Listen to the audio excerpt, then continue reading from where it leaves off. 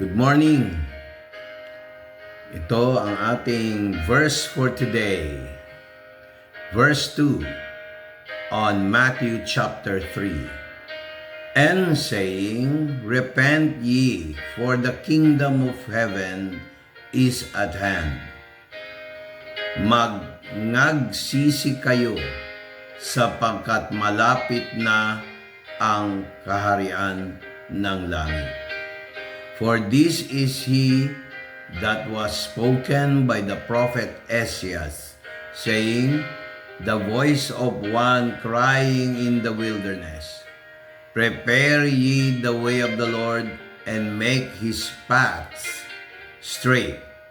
Sapagkat ito yaong sinalita sa pamamagitan ng propeta Isaias, na nagsabi, ang tinig na isang sumisigaw sa ilahang, ihanda ninyo ang daan ng Panginoon.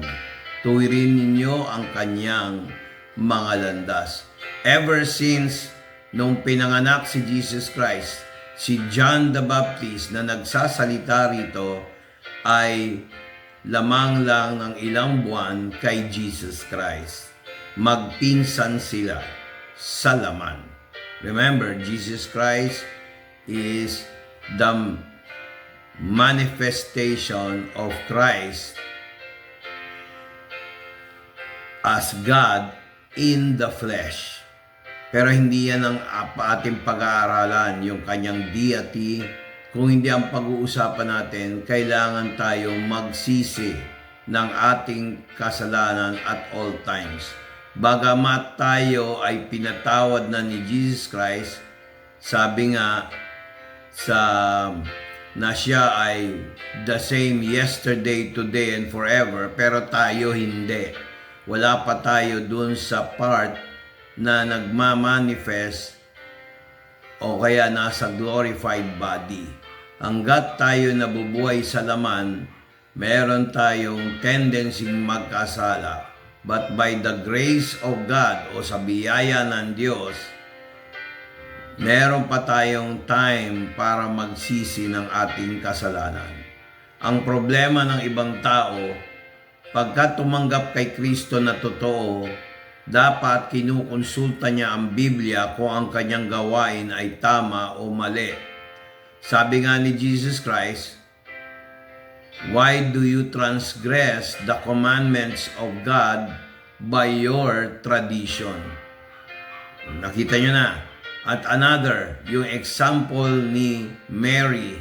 Kung si Mary mismo, sinabi niya, dinadakila ko ang Diyos na aking tagapagligtas sa Luke chapter 1 verse 46 hanggang 48. Bakit hindi pa natin sundin yon? Yung magandang example ni Mary, the mother of Jesus Christ. Walang masama kung tatawagin mo siyang Mama Mary. Kaya lang, baka hindi mo alam ang pananampalataya ni Mary hindi parehas sa'yo. Mary is not the mother of perpetual health. Mary is the mother of Jesus Christ. Sinabi niya na yung kanyang testimony, kung naalala niyo yung nakaraang post, sinabi niya na kailangan niya ng isang tagapagligtas.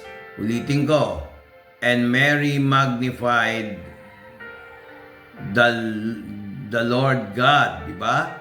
And sabi niya, my Savior.